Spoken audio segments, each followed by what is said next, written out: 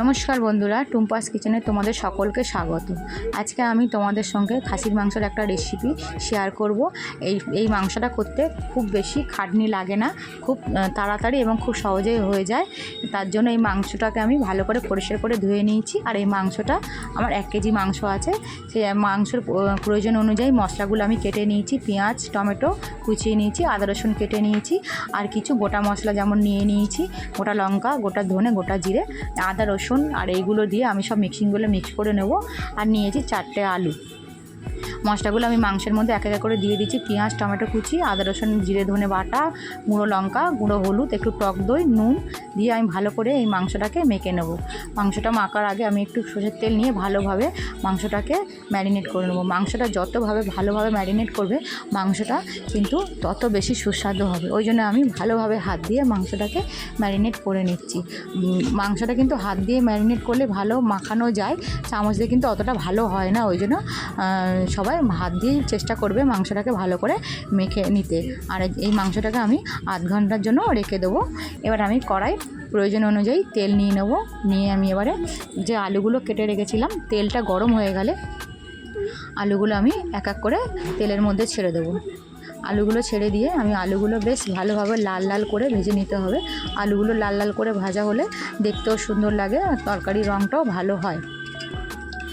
আলুগুলো ভাজা হয়ে গেছে, তুলে নিয়েছি। এবার আমি কিছু গোটা মশলা ফোড়নে দিয়ে দিলাম, তেজপাতা, শুকনো লঙ্কা আর গোটা গরম মশলা। আর আমি কিছুটা কুচানো পেঁয়াজ রেখে দিয়েছিলাম, সেটাও দিয়ে দিলাম। দিয়ে পেঁয়াজটাকে ভালো করে লাল লাল করে ভেজে নেব। আর পেঁয়াজের মধ্যে একটু আমি নুন দিয়ে দিলাম, কেন আমার নুন মাংসের মধ্যে দেওয়া আছে। আর একটু প্রয়োজন অনুযায়ী আমি নুন দিয়ে দিলাম, যাতে পেঁয়াজটা আমার একটু ভালো তাড়াতাড়ি করে মজে যায়। পেঁয়াজটা দেওয়া হয়ে গেলে, পেঁয়াজটা একটু লাল লাল হয়ে গেলে আমি যে একটু টমেটো রেখেছিলাম সেটাও দিয়ে দেবো। দিয়ে নাড়াচাড়া করে আমি যে মাংসটা ম্যারিনেট করে রেখেছিলাম সেই মাংসটা আমি কড়ার মধ্যে দিয়ে দেবো। দিয়ে একটুখানি ভালোভাবে নেড়ে চেড়ে নেবো।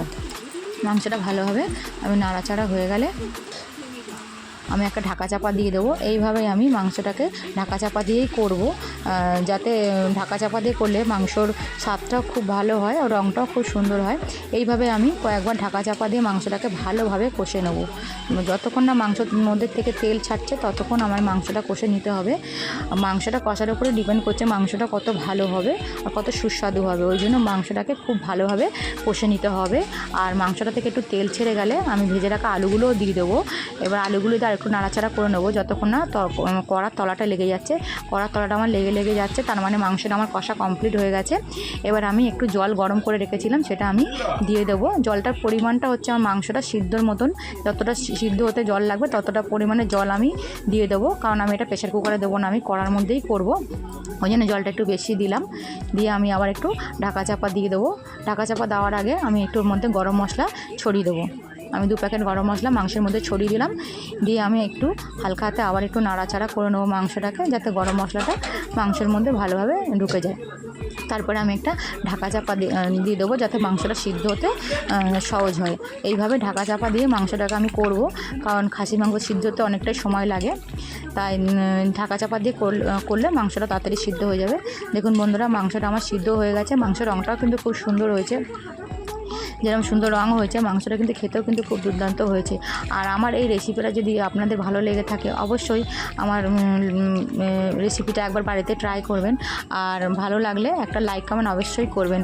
আর যারা আমার চ্যানেলটা এখনও সাবস্ক্রাইব করেননি তাদের কাছে অনুরোধ রইল আমার এই চ্যানেলটা অবশ্যই সাবস্ক্রাইব করতে, যাতে আমি আরও নতুন নতুন রান্নার ভিডিও আপনাদের সামনে তুলে